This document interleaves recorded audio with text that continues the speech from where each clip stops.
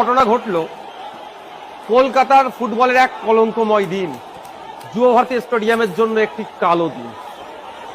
আমরা জানি গত রাত থেকেই রাত জেগে কলকাতা শুধু শহর নয়, রাজ্যের বিভিন্ন প্রান্ত থেকে মানুষ এসে উপস্থিত হয়েছেন যে সকালে মেসিকে দেখবেন।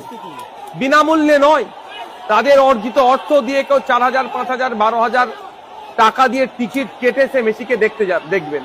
কিন্তু আমরা দেখলাম কি, দর্শকের আসনে যখন টিকিট কেটে সাধারণ মানুষ উপস্থিত হলেন, মেসি যখন মাঠে পৌঁছালো, দেখতে পাচ্ছি আমরা তাকে ঘিরে রেখেছে কারা?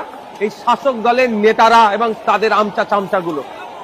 ফলে যে আশা নিয়ে রাত জেগে অপেক্ষা করছেন, যে আশা নিয়ে টিকিট কেটে মেসিকে দেখতে চাইছেন, সে আশা তারা ঠিক হলো না। ফলে বিশৃঙ্খলা হলো। বিশৃঙ্খলা হয়ে কি দেখলাম, যুব ভারতী স্টেডিয়ামের নাম জাতীয় স্তরে আজ ক্ষুণ্ণ হলো, আন্তর্জাতিক স্তরে আমাদের মাথা হ্যাট হলো, বাঙালিদের মাথা।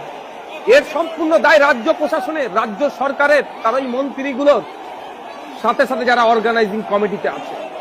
এর দায় এড়িয়ে যেতে পারে না যে এই সময় যখন সারা পশ্চিম বাংলায় ক্রীড়াপ্রেমীরা যখন প্রশ্ন করতে শুরু করতেন, সাধারণ মানুষ প্রশ্ন করতে শুরু করে দিয়েছে, মমতা ব্যানার্জি তখন দেখলাম একটা পোস্ট করলেন।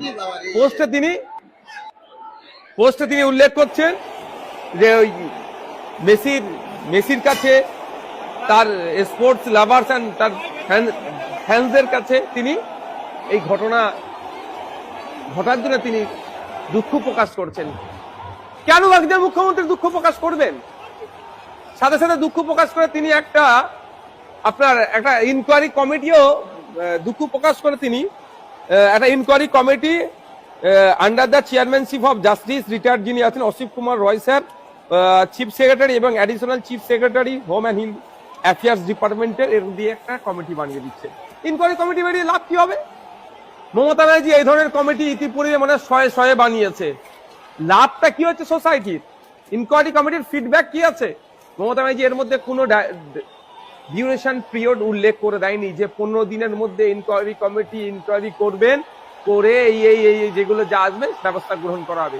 শুধুমাত্র যে ক্ষোভ হয়েছে, ক্ষোভকে প্রশমিত করার জন্য তিনি একটা আইওয়াস করলো। আমরা ভুলে যাচ্ছি না, আনিসকে যখন খুন করেছিল তখন সারা রাজ্য উত্তর, তখন ইনকোয়ারি কমিটি, অনেক ইনকোয়ারি কমিটির গল্প শুনিয়েছে মমতা ব্যানার্জি। এটা দিয়ে হয় না, শাক দিয়ে মাছ ঢাকা যায় না মমতা ব্যানার্জি মহাশয়া।